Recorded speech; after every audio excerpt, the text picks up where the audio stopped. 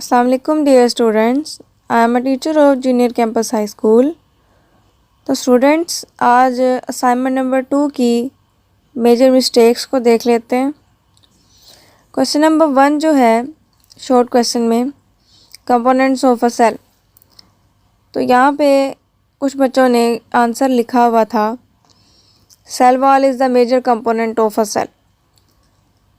तो स्टूडेंट्स, जिन सेल में सेल वॉल एब्सेंट होती है उसमें हम मेजर कंपोनेंट किसको लेंगे? फिर सेल वॉल तो नहीं होगी, तो आपका वो क्वेश्चन जो है वो सफिशेंट नहीं है। ठीक है, उसका आंसर क्या है कंपोनेंट का? कुछ जो है हमारे पास सेल के अंदर ऑर्गेनेलिस नहीं है बल्कि इम्पोर्टेंट सेल के हिस्से हैं। These are basically cell wall, cell membrane, cytoplasm, cytoskeleton. ठीक है, क्वेश्चन नंबर 1 में ये मिस्टेक हुई है। सेकंड क्वेश्चन, प्लाज्मोडेस्माटा, सबका अच्छा था, सबका ठीक था। क्वेश्चन नंबर 3 जो है जी, सेल वॉल कंपोनेंट्स भी ठीक था। फंगल सेल वॉल के कंपोनेंट केमिकल कंपोनेंट बताने थे और केमिकल कंपोजिशन बतानी थी फंगल सेल वॉल की, वो भी ठीक था। क्वेश्चन आंसर ऑलमोस्ट बच्चों का बेहतर था। फिर है जी हमारे पास फ्लूइड मोज़ेक मॉडल। तो स्टूडेंट्स, ये बहुत ज़्यादा लेंथी लिख दिया हुआ आपने, 2 या 3 लाइनों से क्वेश्चन आंसर एक्सीड नहीं करना चाहिए। तो आपने जो है आंसर को उतना लिखना है जितना उस क्वेश्चन ने मांगा हुआ है। ठीक है, अगर शॉर्ट क्वेश्चन है तो उसके अकॉर्डिंग ही लिखना है, ज़्यादा लेंथी लिखने की ज़रूरत नहीं है।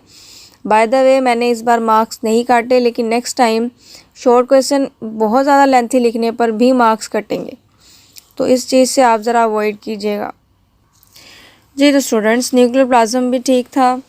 राइबोसोम में एक मसला था कि ये भी बहुत लेंथी लिखा हुआ था, तो इससे भी ज़रा अवॉइड करना है आपने, बहुत ज़्यादा लेंथी शॉर्ट क्वेश्चन नहीं लिखना। ठीक है, फिर सिस्टर्नी वाला, क्रिस्टी वाला। तो बच्चों, यहाँ पर चूँकि आपको पता है कि ये जो सेल ऑर्गेनेली वाला सेल टिश्यू वाला जो चैप्टर है, इसमें बहुत से डायग्राम्स आती हैं। तो आप अगर क्रिस्टी के साथ उसकी डायग्राम बना देते, जैसे स्टर्नी का जब आप लिखते तो वो डायग्राम अगर आप बना देते तो काफ़ी अच्छा हो जाता। तो चूँकि जो चैप्टर नंबर 4 है, चूँकि उसमें ज़्यादा डायग्राम्स हैं, तो कोशिश करें कि ज़्यादा से ज़्यादा डायग्राम जो है वो बनाएं। बेशक रफ़ ही बनाएं, लेकिन डायग्राम्स जो हैं वो आप बनाने की कोशिश करें, क्रिस्टी के साथ भी, सिस्टर्नी के साथ भी जी। गोल्जी वेसिकल्स, तो ज़्यादातर बच्चों ने गोल्जी वेसिकल्स का जो आंसर है वो गलत लिखा हुआ है। तो आप लोगों ने आंसर बुक से सर्च करके लिखना था, लेकिन फिर भी आंसर काफ़ी बच्चों का गलत है। अब यहाँ पर गोल्जी वेसिकल्स का क्या है कि जो मटेरियल तैयार होकर आता है, सिंथेसाइज होकर आता है फ्रॉम एंडोप्लाज्मिक रेटिक्यूलम, वो गोल्जी वेसिकल्स गोल्जी अपरेटस से गुजरता है और मॉडिफाई होता जाता है।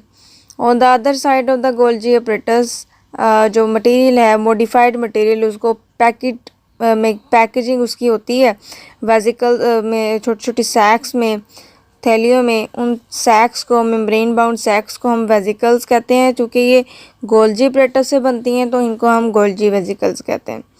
ठीक है, इसकी डेस्टिनेशन क्या होती है? या तो सेल के अंदर from one part to another part within the cell, या फिर सेल से बाहर ये जो है सिक्रीट कर दी जाती हैं। ठीक है, फिर जी प्राइमरी लाइसोसोम। प्राइमरी लाइसोसोम का ठीक लिखा हुआ है, एक आध बच्चों ने गलत भी लिखी हुई है डेफिनेशन। तो बच्चों, आपको लिखवाई गई थी कि जो न्यूली सिंथेसाइज लाइसोसोम होता है उसको हम प्राइमरी लाइसोसोम कहते हैं। लेकिन जब वो किसी फूड वैक्यूल के साथ या किसी सेल जो वो ऐसे वैक्यूल के साथ अटैच हो जाती है जिसमें उसका टारगेटेड मटेरियल है, उसके बाद वो प्राइमरी लाइसोसोम नहीं बल्कि सेकेंडरी लाइसोसोम कहलाएगा। ठीक है, विद इट्स एक्टिव एंजाइम्स। ठीक है, सेकेंडरी लाइसोसोम में उसके जो डाइजेस्टिव एंजाइम है वो एक्टिवेट हो जाते हैं।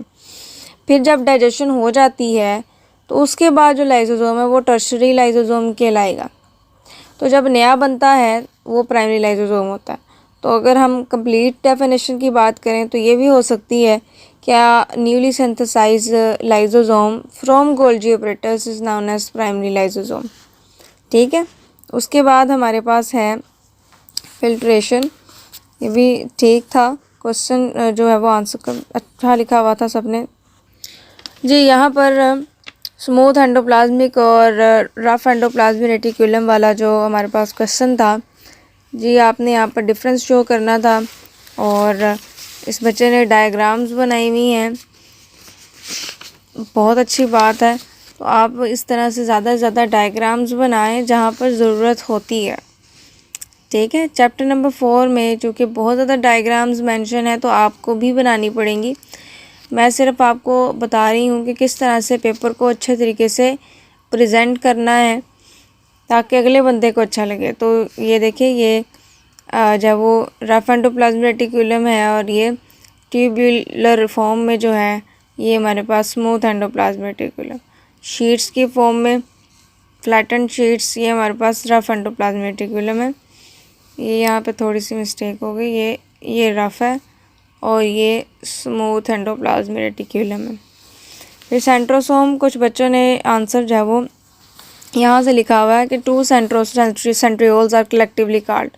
यहाँ से नहीं लिखना, यहाँ से लिखना है कि in an animal cell 2 centrioles are located just exterior surface of the nucleus. These 2 centrioles are collectively known as centrosomes. फिर यहाँ पर जो हमारे पास क्वेश्चन है प्राइमरी वॉल और सेकेंडरी वॉल में फ़र्क बताएं, तो ये भी इसमें भी मिस्टेक्स थी काफ़ी। तो सेल वॉल की outermost layer primary wall कहलाती है, जबकि some cells form additional wall to the inner side of the primary wall which is known as secondary wall। पहला डिफरेंस ये हो गया।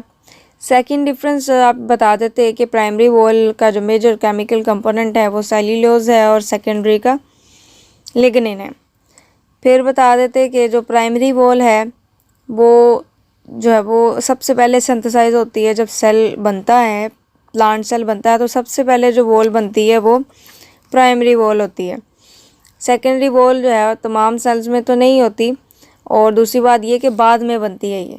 ठीक है, पहले कौन सी बनती है, प्राइमरी वॉल, और जो सेकेंडरी वॉल है ये बाद में बनती है। ठीक है, और उसके बाद तमाम प्लांट सेल्स में प्राइमरी वॉल होती है, सेकेंडरी वॉल नहीं होती। तो इस तरह से 3-4 डिफरेंसेस जो है वो निकल आने हैं। फिर जी लॉन्ग क्वेश्चन जो था आप लोगों का न्यूक्लियस वाला, यहाँ पे स्पेलिंग मिस्टेक है। न्यूक्लियस ठीक लिखा हुआ है, बहुत अच्छा लिखा हुआ है, डायग्राम के साथ है, तो बिल्कुल जी डायग्राम बननी थी। ठीक है, जिन्होंने कोई एक आध बच्चा जिसने डायग्राम नहीं बनाई उसकी मार्क्स कटे हैं, डिडक्शन हुई है। ठीक है, तो न्यूक्लियस वाले में डायग्राम बननी थी। उसके बाद प्रोकैरियोटिक और यूकैरियोटिक, उसमें भी तकरीबन तमाम बच्चों ने बनाई हुई है।